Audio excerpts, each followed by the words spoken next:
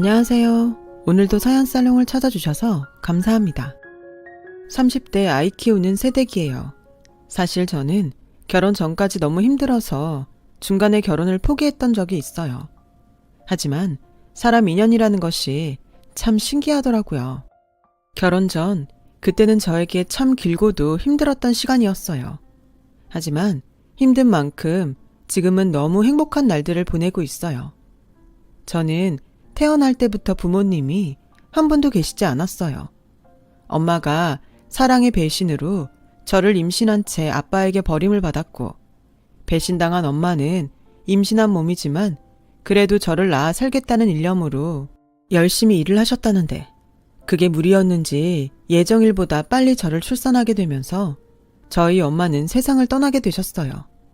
그래서 엄마의 임신 사실도 몰랐던 외할머니가 정말 얼떨결에 저를 맡게 되셨고, 할머니는 저를 보는 것이 세상에서 가장 가혹한 일이라 하시면서 그러면 안 되는데 갓 태어나 아무것도 모르는 저를 예뻐할 수도 밖으로 내칠 수도 없어 괴로워만 하셨다고 했어요.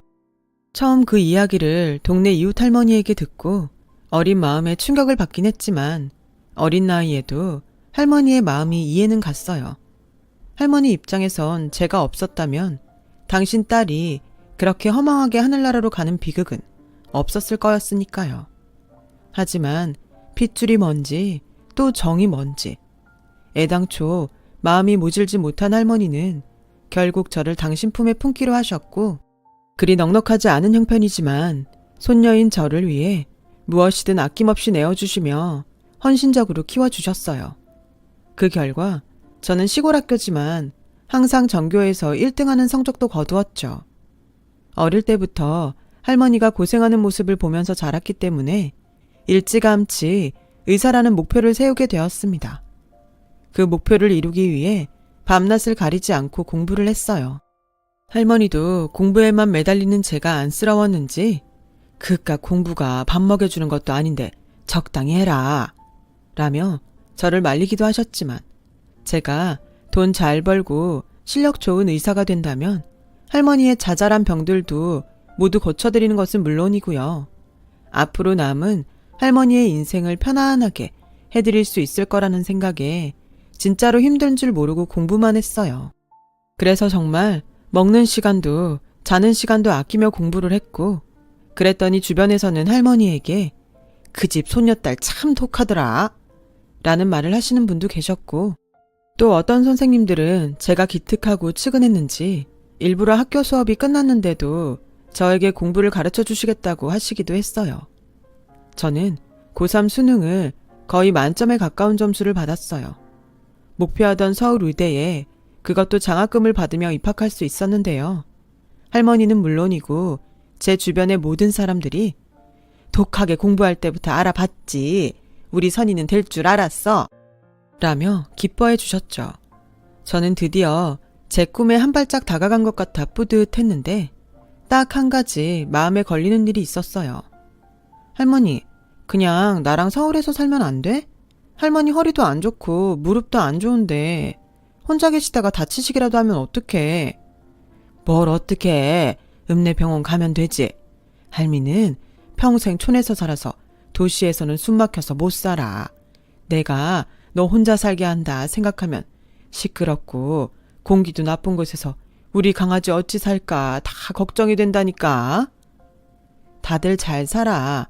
그러니까 그렇게 길을 쓰고 서울에서 살려고 하지. 두고 봐요. 할머니 손녀딸이 금방 의사 선생님 돼서 우리 할머니 호강시켜 줄게. 됐어. 네 몸이나 잘 챙겨. 할미 없어도 학교 잘 댕기고 선생님 말씀 잘 듣고, 그리고 사내놈들 특히 조심해야 한다. 무슨 일 있음 할미한테 바로 전화하고. 아휴, 요런 피덩이를 내가 어찌 떼어놓을까나.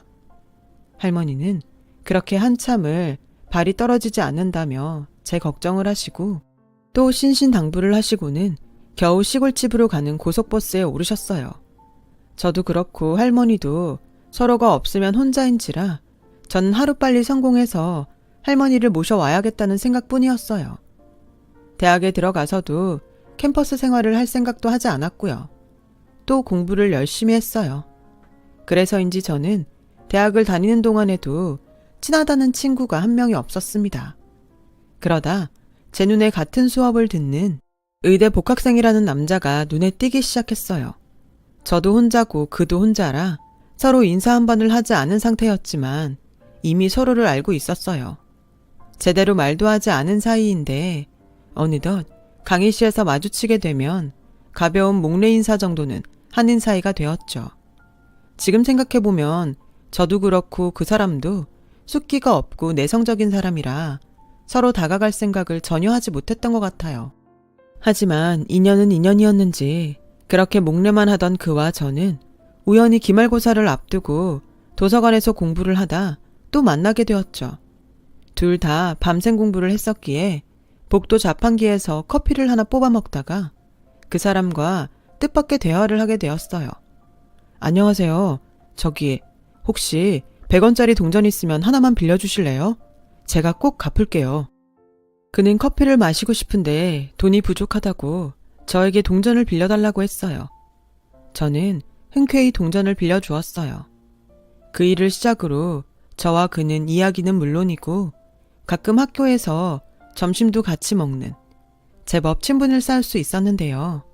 할머니는 전화 통화를 할 때마다 산의 놈을 조심하라고 했지만 이 사람은 이야기를 하면 할수록 생각도 깊고 마음씨도 따뜻한 사람이었어요. 훗날 저의 하나밖에 없는 남편이 되었죠. 그렇다고 저희 둘이 그날 이후 바로 사귀었던 것은 아니었어요. 저희의 인연은 그 후 5년 뒤에야 이어지게 되었거든요. 그전에는 각자 병원 실습과 국시 준비로 정신없이 의사라는 목표를 위해 달리다 보니 제대로 고백도 해보지 못한 채 어느새 졸업을 하게 되었더라고요. 그리고 드디어 제가 의사 면허를 따고 정식으로 병원 근무를 하게 되었던 해, 같은 병원 선배의 권유로 처음 의료 봉사를 나갔다가 그곳에서 남편을 다시 만나게 되었는데 얼마나 반갑던지 서로 숫기가 없어서 말 한마디 못했던 사람들이 맞나 싶을 정도로 그날 너나 할 것 없이 말문이 터져 그것을 시작으로 자연스럽게 연인 사이가 되었어요. 바쁜 의사생활 속의 연애는 고단함 속의 꿀같은 시간이었어요. 할머니에게는 비밀로 하고 남편을 만나야 했지만 자상한 남편은 집을 떠나 혼자 생활하는 저를 살뜰히 챙겨주었기에 저는 점점 남편에게 푹 빠지게 되더라고요. 그렇게 3년 정도 남편과 연애를 했어요. 그리고 남편은 저에게 더는 말하지 않을 수 없다며 프로포즈를 했어요. 저는 기뻤지만 그 순간 뭐라고 대답을 해야 할지 망설여지더라고요. 시골에 계신 할머니 때문이었죠. 남편이 프로포즈를 하던 그 순간 만약 결혼을 하게 된다면 시골에 계신 할머니는 계속 시골집에서 혼자 계셔야 하는 게 아닐까 하는 생각이 저를 덮쳐왔거든요. 그러자 저의 반응에 남편은 뭔가 불안한 얼굴이 되었죠. 끝내 대답을 기다리지 못하고 먼저 입을 열었는데요. 왜? 무슨 문제라도 있어? 그게 있잖아. 저는 남편에게 할머니에 대한 저희 마음을 얘기했어요. 평소 연애하면서 이미 제가 어떻게 자랐고 공부했는지 남편 모두에게 말한 터라 남편은 저의 고민을 마치 자기 고민처럼 들어줬고 저의 말이 모두 끝나자 남편은 어떤 망설임도 없이 웃으며 이렇게 말해줬어요. 바보야. 내가 그 생각도 하지 않고 프로포즈를 했을까봐? 난 할머님만 좋다고 하시면 우리가 모시고 사는 것도 좋다고 생각해. 정말? 정말 그래도 돼? 그럼 우리 자기한테 얼마나 고마우신 분인데 나도 할머님이 남은 생 편안하게 우리랑 같이 사셨으면 좋겠어. 우리 주말에 할머니한테 인사드리러 가자. 설마 아직도 나 만나는 거 얘기 안 한 거 아니지? 솔직히 그때까지도 얘기를 못한 건 맞아요. 기회를 봐서 이야기를 해야지 하는 생각은 계속 가지고 있었지만 엄마가 아빠에게 배신당하고 허망하게 세상을 떠난 트라우마가 생각보다 강하셔서 할머니는 제가 좋은 짝을 만나 행복한 결혼을 했으면 좋겠다고 생각하시면서도 어떤 사람을 믿어야 할지 모르시겠다며 어느 한쪽도 적극적이지 못하셨어요. 하지만 남편은 누가 봐도 좋은 사람이었거든요. 할머니도 직접 이 사람을 본다면 단번에 안심하실 수 있을 거라는 자신만만한 생각에 남편의 프로포즈를 받은 저녁 할머니에게 전화를 걸어 이실직고 했어요. 뭐? 할미 몰래 그렇게 오랫동안 연애를 했다고? 근데 그것도 모자라서 결혼 허락을 받으러 온다는 거야? 할머니가 계속 사내놈 조심하라고 하셔서 말을 못했는데 내가 지금 만나고 있는 사람 진짜 좋은 사람이야. 그러니까 할머니가 직접 보고 결혼 허락해줘. 나 할머니가 허락해줘야 결혼할 수 있잖아. 아이고, 이미 할미 몰래 할 건 다 했으면서 이 할미 허락은 또 필요해? 당연하지. 난 할머니 새끼잖아. 그리고 난 할머니가 하지 말라고 하면 절대 안 하지. 그래서 이래 오랫동안 할미를 속였냐? 그래도 진작 말했으면 할미가 한번 올라가서 봤을 텐데. 아무튼 우리 강아지가 그렇게 좋아 죽는다면 한번 데려와봐. 근데 이 할미 그렇게 호락호락하지 않다. 할머니는 저의 이실직고에 처음엔 많이 당황하셨지만 제 마음이 불편하지 않게 농담을 하시며 남편을 데리고 오라고 하셨고 저는 그 주 주말에 남편을 할머니에게 소개했죠. 할머니는 당신이 호락호락하지 않다고 하셨으면서 그 말이 민망하게 버선발로 나와 남편의 손을 잡으며 잘 왔네. 멀리 와서 힘들었지? 하고 먼저 말을 거셨어요. 그 덕에 잔뜩 긴장하고 걱정하던 남편의 얼굴에는 환한 미소가 걸렸고 저희는 그렇게 할머니에게 결혼 허락을 받았는데요. 걱정과 문제는 그 다음이었어요. 할머니의 허락이 떨어지고 저는 금방 다시 남편의 집에 인사를 가기로 한 날이었는데 그때까지 자기 부모님이 평범한 회사원이라고 소개했던 남편이 어쩐지 안절부절 못하는 것이 느껴졌어요. 왜? 어디 불편해? 아니, 근데 우리 부모님 만나러 가기 전에 내가 할 말이 있어. 사실은 우리 부모님이 평범한 회사원이 아니라 대학 교수셔. 두 분 다. 뭐? 근데 왜 거짓말을 했어? 처음엔 자기가 부담 느낄 것 같아서 그랬어. 다른 친척들 형 보니까 집안이 좀 차이가 나면 부담스럽다고 헤어지는 경우가 많더라고. 난 자기랑 헤어지고 싶지 않았으니까. 다음에 미루다가 지금 말하게 됐네. 저는 놀라지 않았다면 거짓말이었지만 남편을 이해할 수 있었어요. 뭐 그만큼 저도 남편을 좋아했으니까 그랬죠. 하지만 문제는 남편의 부모님이 교수라는 사실보다 그때까지 전혀 몰랐던 남편 집안의 재력이었어요. 알고 보니 남편 집의 모든 사람들이 서울대 출신의 의사, 검사, 변호사 등 내놓으라는 직업을 가진 분들이었더라고요. 저는 그런 분들이 저희 집안 환경을 듣고 이 결혼을 허락해 주실까 걱정이 되었어요. 따지고 보면 저는 의사라는 직업 빼면 가족이라고는 할머니밖에 없는 고아나 다름 없었으니까요. 저는 그 전까지 부모님이 계시지 않는 것이 흠이라고 생각한 적이 없었는데 자리가 자리인지 저는 자신감이 없었어요. 남편에겐 별 말을 하지 않았지만 솔직히 부담이 되었죠. 하지만 이런 저의 걱정은 시부모님 되실 분들과 마주하는 순간 눈 녹듯 사라졌습니다. 너무나도 포근하고 인자한 두 분의 응대에 저는 스스로 가슴 졸였던 마음을 내려놓으며 안심할 수 있었어요. 어서 와요. 내가 얼마나 보고 싶었다고. 도통 여자 만난다는 말을 하지 않아서 내심 걱정을 많이 했거든요. 듣자 하니 의사라고. 며느리까지 의사를 고집한 건 아니었는데 이래저래 우리 집이랑 잘 맞는 며느리가 들어와서 내가 요즘 학교 가면 어깨에 힘이 들어가. 당신은 은근 아닌 척 하면서 따지더라. 난 그냥 우리 아들이 좋아하는 여자면 무조건 오케이예요. 배고프죠? 내가 사실 음식 솜씨는 없는데 신경 많이 썼으니까 맛있게 먹어요. 따뜻한 분위기의 남편의 집은 샘이 날 정도로 너무나 화목했어요. 그래서 할머니에게는 미안하지만 나도 이런 집에 가족으로 살면 얼마나 좋을까 하는 생각과 어서 빨리 남편과 결혼하면 좋겠다는 생각을 했는데요. 그때였어요. 우리 예비 며느리는 어떤 집에서 자랐나? 부모님은 뭐 하세요? 아, 저는 부모님이 안 계세요. 아빠는 제가 엄마 뱃속에 있을 때부터 계시지 않았고 엄마는 저를 낳다가 돌아가셔서 외할머니 손에 컸습니다. 저는 한 번은 물어보실 거라고 생각한 질문에 침착하게 대답했어요. 저의 말이 끝나자 두 분은 적지 않게 당황한 얼굴이었지만 이내 다시 얼굴에 잔잔한 미소를 지으셨어요. 그의 어머니이자 시어머니는 저에게 이렇게 말씀하셨죠. 그런 사정이 있는지는 몰랐어요. 내 질문이 속상했다면 미안해요. 아니에요. 당연히 말씀드려야죠. 할머님이 고생을 많이 하셨겠네. 혼자 손주 의사 공부까지 다 시키시고. 네, 할머니가 고생을 많이 하셨어요. 앞으로 보답하며 살아야죠. 시부모님은 저의 이야기를 듣고 고개를 끄덕이셨어요.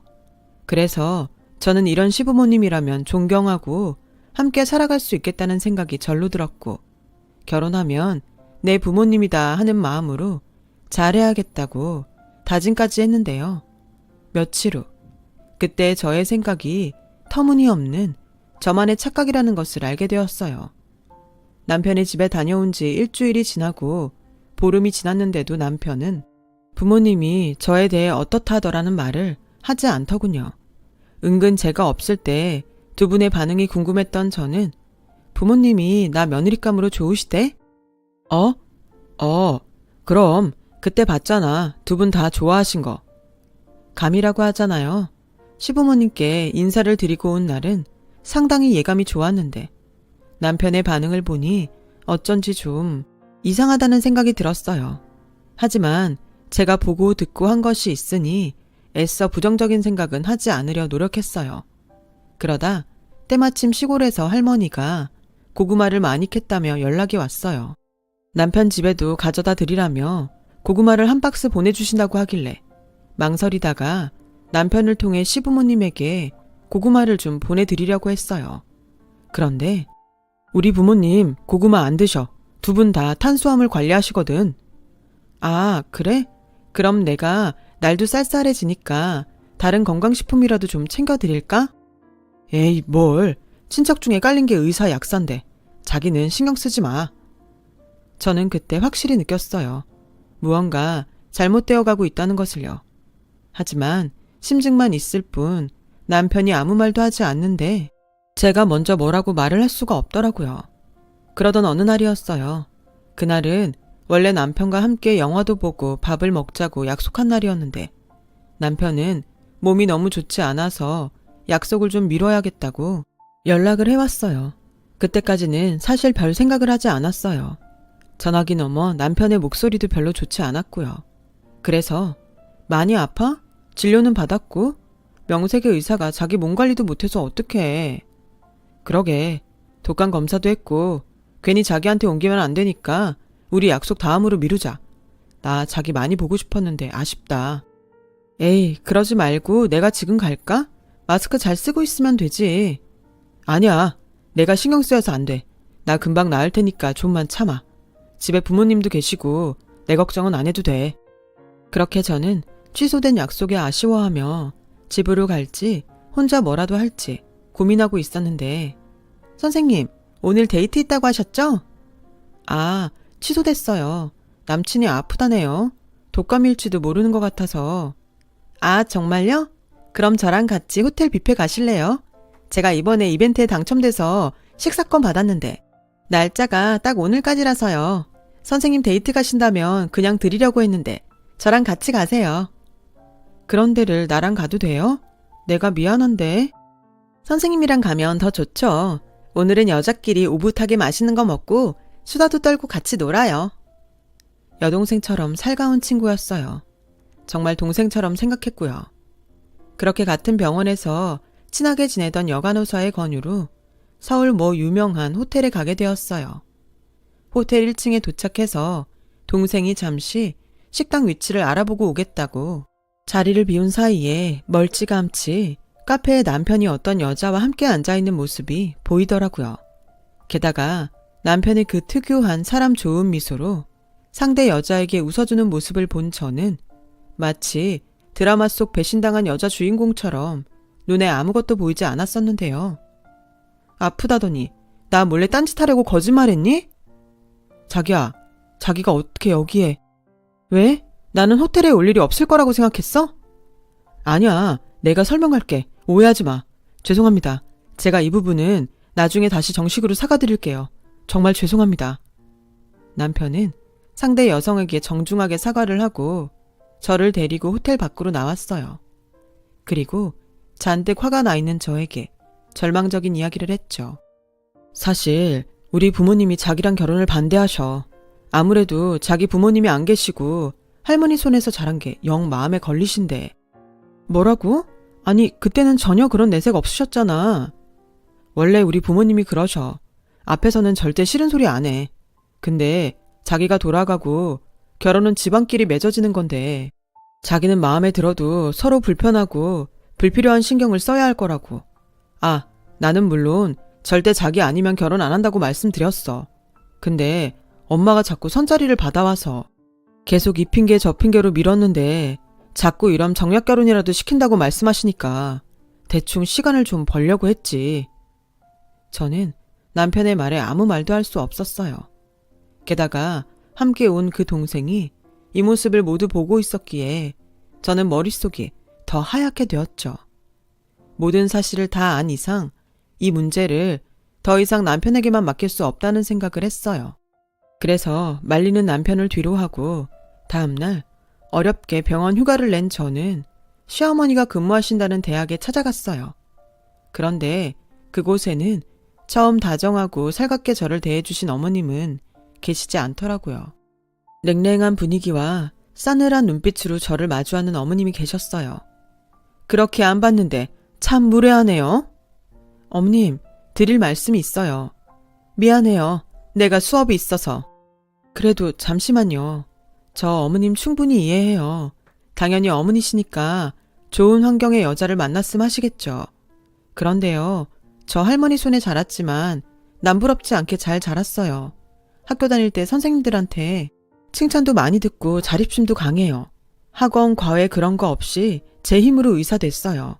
저 많이 부족해 보이시겠지만 저한테도 기회를 주세요. 저 기준 씨 제 목숨처럼 사랑합니다. 아가씨한테는 미안하다고 생각해요. 그런데 나는 학자이기도 하고 아들 엄마이기도 해서 솔직히 자라온 환경을 아주 무시할 수가 없어요. 상처 주고 싶지는 않지만 아가씨가 물러나주면 좋겠어요. 이런 말 하면 나를 욕할 수도 있는데 난 자립심이 강한 며느리보다 온실 속 화초처럼 사랑받고 배려받으며 자란 아가씨랑 결혼시키고 싶어요. 수업 시간이 다 됐네요. 조심히 가요. 시어머니는 그렇게 저를 뒤로하고 수업을 하신다며 연구실 밖으로 나가셨어요. 말씀은 정중하셨지만 저는 처음으로 느껴보는 비참한 기분에 그 자리에서 굳어버릴 수밖에 없었죠. 어차피 어떤 말을 해도 부모 없고 할머니 손에 자랐다는 저의 환경을 바꿀 수는 없는 노릇이고 이 사실을 할머니가 아신다면 속상할 일이라는 것을 누구보다 잘 알던 저였기에 마음은 아프지만 이 결혼은 여기까지라고 생각했어요. 그래서 저는 곧바로 남편에게 전화해서 헤어지자고 했어요. 어머님이 말씀하신 그 이유를 콕 집으면서요. 그러자 남편은 울면서 저에게 상처 줘서 미안하다고.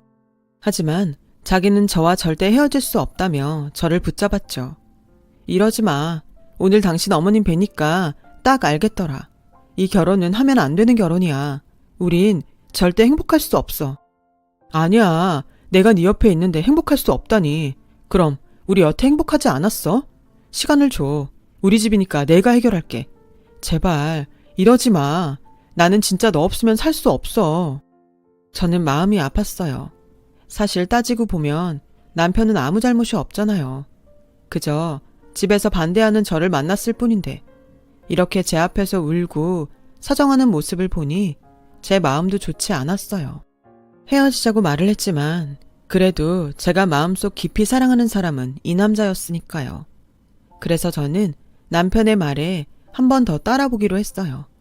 남편은 아직 부모님이 저에 대해 잘 몰라서 섣부르게 판단한 거고 저를 계속 보고 저에 대해서 알게 되면 분명 저를 며느리로 허락해 주실 거라고 저를 안심시켰지만 글쎄요. 어머님의 말씀과 표정이 너무 냉정했던 탓인지 저는 남편과 다르게 자신이 없었어요. 어떻게 그 총각 부모님은 만나봤냐? 도통 왜 말이 없어? 혹시 그쪽 집에서 뭐라 하더냐? 라며 할머니가 걱정하고 계셨고, 그런 할머니한테 그쪽 부모님이 자라온 환경 때문에 반대한다는 말을 차마 할 수가 없어서 저는 대충 뭐라고 하긴 할머니 손녀가 의사라서 좋으시대. 그리고 할머니가 나 키우느라 고생이 많으셨대. 라고 말했고, 할머니는 좋아하시며 또 안심을 하시고 전화를 끊으셨어요. 제 마음은 한없이 무겁기만 했죠. 그렇게 며칠이 지났어요. 남편은 제 앞에서 아닌 척 했지만 자기도 지쳐가고 있었고 이젠 서로 그만할 때가 되었다고 생각할 즈음 정말 뜻밖의 일이 벌어지고 말았는데요. 제가 임신을 한 거였어요. 분명 기뻐야 하는데 저는 한없이 슬프기만 했어요.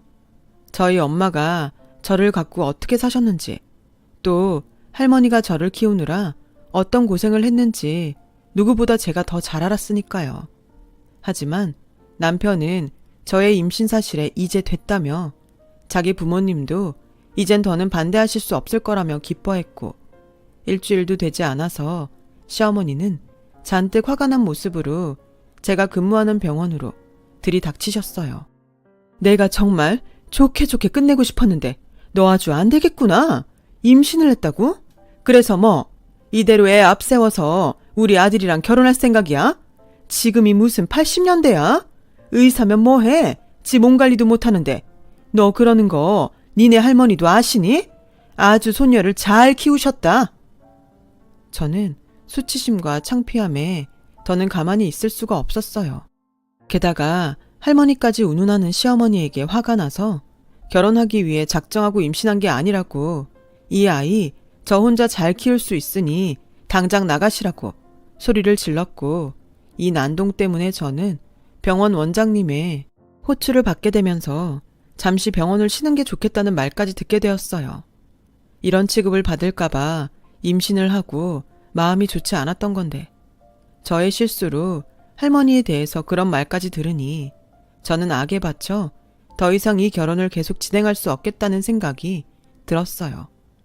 남편은 아이까지 생겼는데 자기는 절대 그럴 수 없다며 이번에도 완강하게 나오더라고요. 그날 밤 뜻밖의 시아버지를 모시고 저를 찾아왔어요. 아가, 미안하다. 집사람이 너한테 함부로 한 거 내가 대신 사과하마. 임신까지 한 너한테 그러면 안 되는 건데. 사실 나도 집사람이랑 별반 다른 마음이 아니어서 니네 결혼 반대했었다. 하지만 이젠 아니야. 꼭 네가 임신을 해서 그런 것도 아니다. 내 아들이 이 정도로 너를 원하는데 오죽하면 그럴까 싶어서 아비로서 내가 한 발 물러날까 한다. 아가, 늦었을지도 모르겠지만 마음 풀고 우리 집 며느리가 되어주면 안 되겠니? 저는 하루아침에 극과 극인 시부모님의 반응에 롤러코스터를 타는 것처럼 혼란스러웠어요. 지금은 어떤 생각도 하고 싶지 않다며 남편과 시아버지를 돌려보냈고, 다음날 아침 저는 금방이라도 쓰러질 것 같은 생각에 할머니가 계신 시골집으로 갔어요. 어머나, 우리 강아지 연락도 없이 어쩐 일이야? 할머니.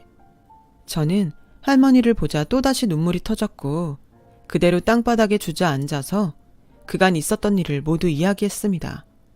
할머니는 한참을 듣기만 하시더니 저의 손을 꼭 잡아주시며 이렇게 말씀하셨어요. 여기 땅바닥은 너무 춥다. 들어가자. 할미가 맛있는 거 만들어줄게. 사람은 뱃속이 든든해야 머리도 잘 돌고 마음도 건강해. 어여 일어나. 그렇게 할머니 손을 잡고 집 안으로 들어갔어요. 그리고 따뜻한 아랫목에 할머니의 냄새를 맡으며 잠시 잠이 들었는데, 잠깐 눈을 뜨니 할머니는 연신 저의 얼굴을 쓰다듬으시며 내 강아지 딱해서 어쩌나 하시며 눈물을 삼키시더라고요. 이럴까봐 죄송해서 못 왔었는데 저는 눈물을 들키지 않으려 등을 돌렸고, 할머니는 제가 깼다는 것을 눈치채셨는지 덤덤하게 이렇게 말씀하셨어요. 우리 손녀 할미는 고스톱을 칠 때도 못 먹어도 고 하는 사람이야. 우리 강아지가 하고 싶으면 그 결혼해. 이 할미가 언제까지고 네 뒤에서 떡 하고 버텨줄 테니까 겁먹지 말고 네 하고 싶으면 해. 할머니는 저를 그렇게 다독여 주셨어요. 저는 며칠 후 시아버님의 제안으로 상견례 이야기를 듣게 되었는데요. 이미 상처뿐인 마음이라 처음엔 그러고 싶지 않다고 거절을 하자 옆에서 할머니가 시부모님을 한번 보고 싶다고 하셨어요. 결혼을 깨도 그때 깨면 된다는 생각에 저는 할머니를 모시고 상견례장으로 가게 되었죠. 너는 아무런 걱정하지 마. 네 옆에 네 할미가 있으니까 그 옆편네 낯짝이나 한번 보자. 그렇게 말하고 할머니는 저의 손을 더욱 꼭 잡으셨어요. 이미 남편과 시부모님은 상견례 장소에 도착해 있었고 저희는 가볍게 목례를 하며 자리에 앉았는데 그때였어요. 지금 생각해도 정말 놀라운 일이 제 눈앞에서 벌어진 거죠. 이모? 이모 맞죠? 저 수키예요. 수키? 아, 네가 수키니? 어머나 세상에. 내가 너를 그렇게 보내고 생사를 몰라서 마음이 그랬는데 너 잘 살았어? 네, 저 그때 고아원에서 입양 가서 잘 크고 잘 살았어요. 아이고, 감사한 거 참말로 감사하다. 근데 그럼 네가 여기 왜 있어? 할머니는 잠시 당신이 상견례 장소에 와 있다는 것을 잊으신 듯 시어머니와 반갑게 얘기를 하셨어요. 그리고 저를 반대하고 또 저를 아프게 한 시어머니를 보면 당신이 꼭 한 소리를 하시겠다고 벼르고 오셨는데 그 당사자가 과거 자신과 인연이 있는 사이라는 사실에 끝내 믿기 어렵다는 표정을 지으셨어요. 그리고 그때까지도 아무것도 알 수 없었던 저를 포함한 남편과 시아버지는 곧 할머니와 시어머니의 기막힌 인연에 대해 들을 수 있었어요. 알고 보니 시어머니는 아주 오래전에 저희 엄마의 절친한 친구였답니다.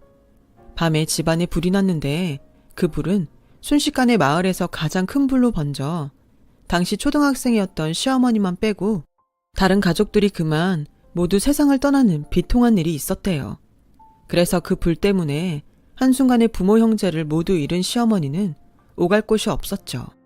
저희 할머니는 당신 딸의 친구이기도 하니 당신이 키우겠다며 시어머니를 데리고 집으로 가셔서 정말 당신이 딸처럼 3년 정도 저희 엄마와 함께 키우셨다고 하는데 형편이 넉넉지 않았던 외갓집에 피해를 끼치는 것이 싫었던 시어머니는 12살이 되던 해 당신 스스로 고아원에 가겠다고 하셨다는 거 있죠. 내가 그때 너를 보내고 몇 날 며칠을 울었다. 내가 굶었으면 굶었지. 그 어린 걸 지발로 거길 가게 했으니. 아니에요. 누가 생판남을 그렇게 자식처럼 키워주실 수 있겠어요. 저 그때 정말 감사한 마음으로 고아원에 갔어요. 근데 얘가 지의 딸인지도 모르고 제가 그랬으니 선이야 미안하다. 난 네가 나랑 같은 처지라 솔직히 나를 보는 것 같아서 너를 받아줄 수 없었어. 부모가 없다는 게 뭔지 내가 너무 잘 아니까. 그래서 이기적인 거 알지만 내 아들은 부모 다 있는 그런 아가씨랑 결혼했으면 좋겠다고 생각했어. 미안하다. 아니에요. 그런 마음이신지 몰랐어요. 내가 평생 두고두고 너한테 사죄하면서 살게.